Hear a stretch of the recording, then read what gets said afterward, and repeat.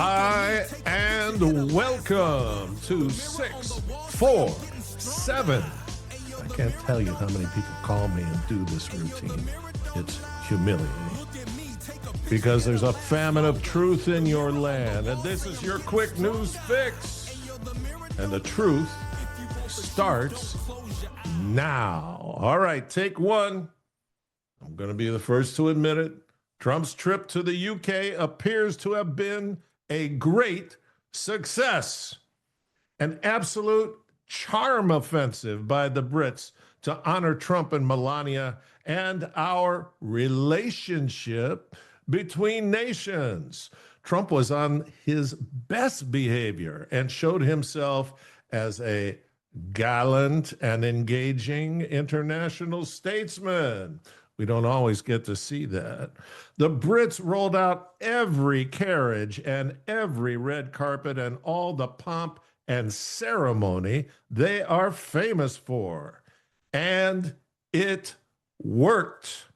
Trump completed a deal that was very favorable to the Brits. I'm going to talk about that later in the broadcast. And can't wait to hear the backstory, because I know there's one. Okay, take two. There's a new CEO and chair of the board of Turning Point USA. And I bet you can't guess who. The board of Turning Point USA voted unanimously Thursday to confirm Erica Kirk as the new CEO and chair of the board of directors of Turning Point USA.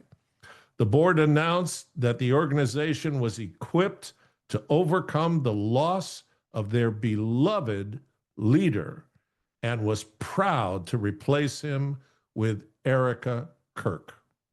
The attempt to destroy Charlie's work will become our chance to make it more powerful and enduring than ever before. There are now 54,000 requests. There were 9,900 of these chapters of Turning Point USA.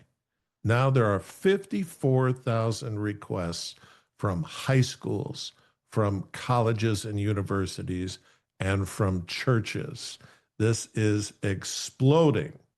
54,000 requests to start new TPUSA chapters, and not to lose complete faith in the Rhino Senate, but they can tell which way the wind's blowing. And Thursday, the U.S. Senate voted unanimously to designate October 14th as National Day of Remembrance for Charlie Kirk.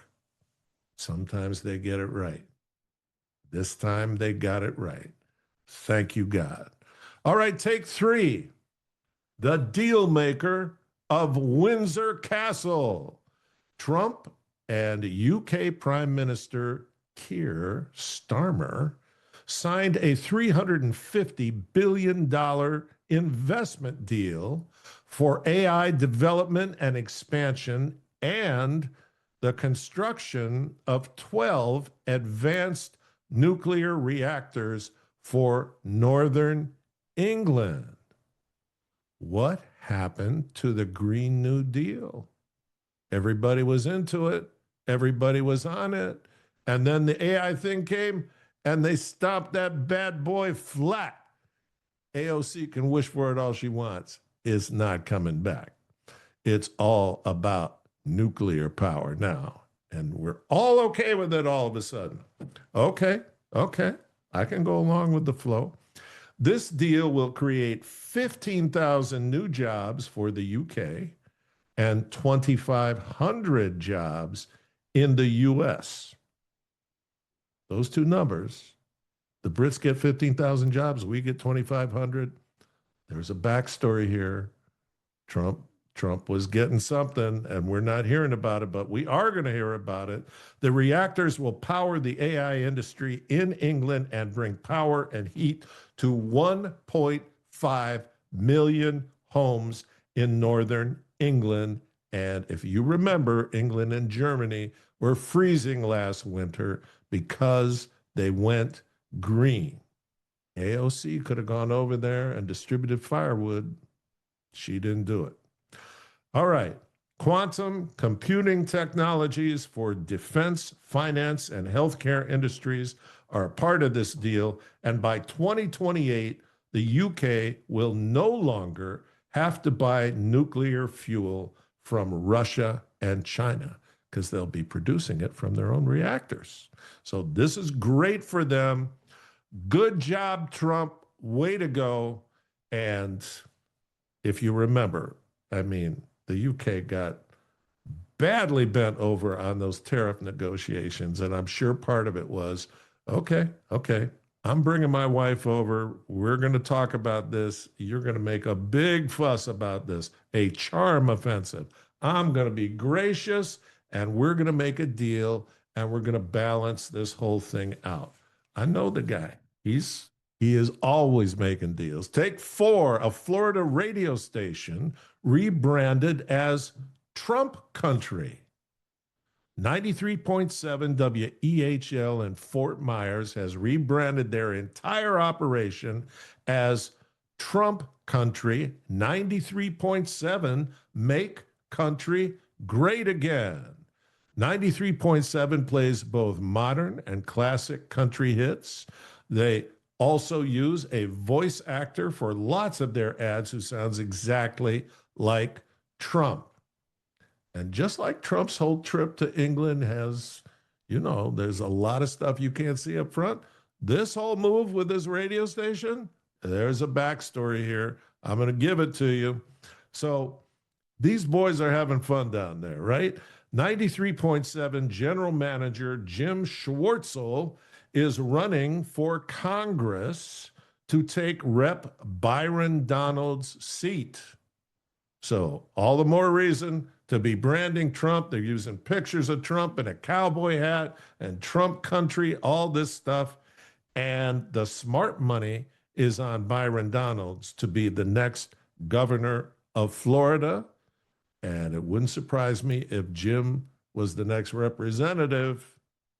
You betcha. And get her done. All right. We're about to do take 5. There's 2 things that dominated the news cycle today. One was Trump and his deals coming back from the UK to Washington. And that was probably a third. And then the other 2/3 were all outrage at Jimmy Kimmel. We're living in an authoritarian state. What can you say? Jimmy Kimmel was kept on a show that had nobody watching it except a few young lefties. How does anybody get to stay on TV when they can't produce the numbers? Anyway, it's all a major sign to the left that we're just headed straight to fascism. So I don't know. Have they forgotten that people like me were threatened to be unemployed if they didn't get a vaccine and wear a mask all the time? I remember those days. I remember being kicked off the campus for a month. I remember having to do an entire presentation and reveal everything about me and my religious proclivities and all kinds of things to get back. And then they said, well, you can come back, but you have to have a test to see if you're infected, because without the vaccine, you're going to spread this all over the place. We'll all be fine. Some people still think that. Anyway, for over a year, I had to go on Sunday and get a fake test that was calibrated to whatever they wanted the numbers to be. And in the winter, there were lines around the block. You have to get there 2 hours early and stand out in the freezing cold with sick people. I'm just saying, when these guys are screaming about fascism, they got very short memories. I don't. I remember it all. Take 5, Trump and the UK negotiating with the Taliban for Bagram Air Force Base. Yes, Bagram is a hugely strategic air base for the US and the UK. The base is a 1-hour flight from where China produces almost all of its nuclear weapons. So that's very convenient. The U.S. had occupied Bagram for 20 years until Mr. Frosty abandoned it in July of 2021, along with our standing worldwide as the big stick that walked softly. Barack must have been ecstatic. He must have been so happy at our national shame and the 13 soldiers who died in that fiasco. The Taliban want normalized relations. Okay, that's a State Department term.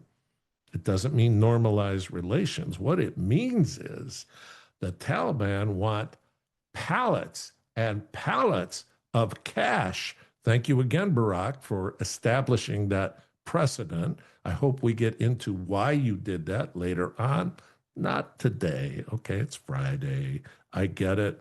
But they want pallets of cash and they want helicopter parts because they got a lot of brand new helicopters from us. But they need parts to keep operating, especially with lunatics flying them. So cut the deck, Orange Man, and start dealing. All right, take 6. You're almost through this and on to the weekend.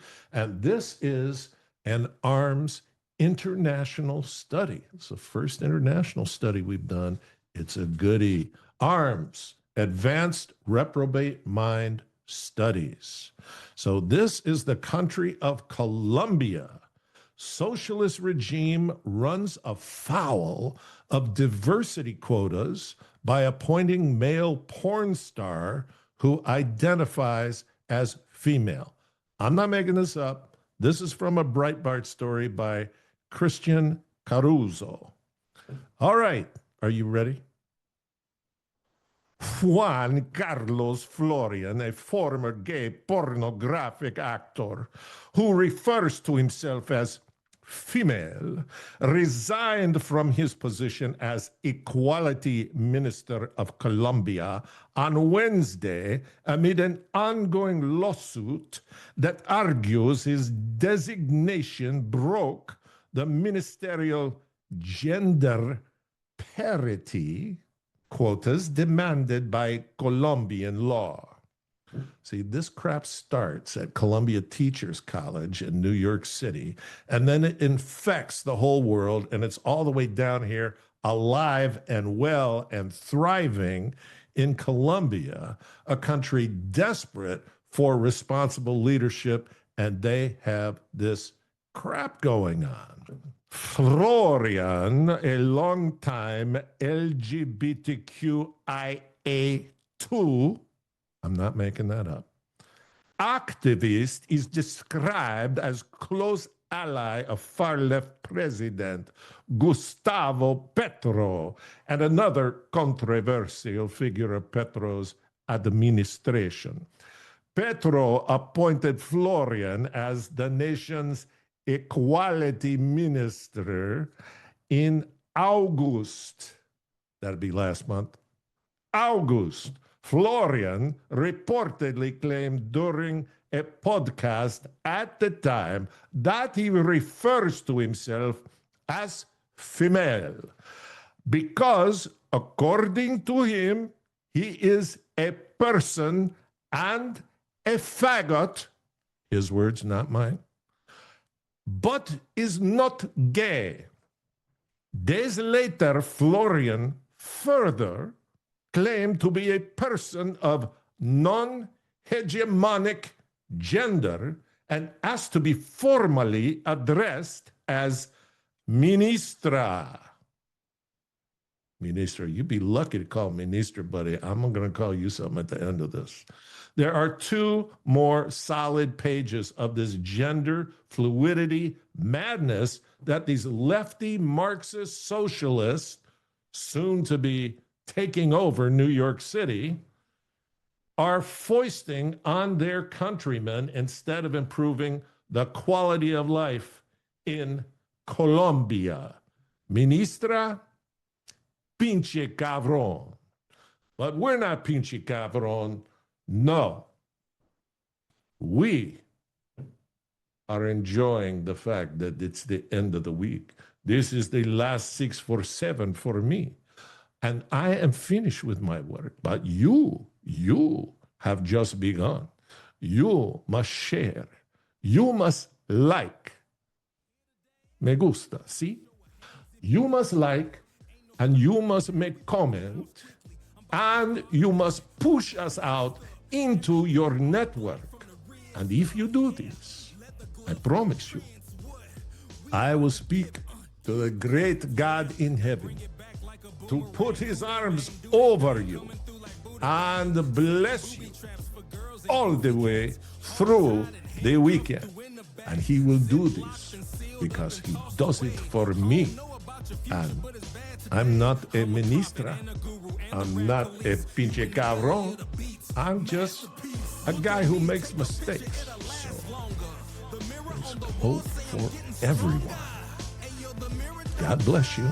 Have a great weekend. And out. The mirror on the wall say I'm getting stronger.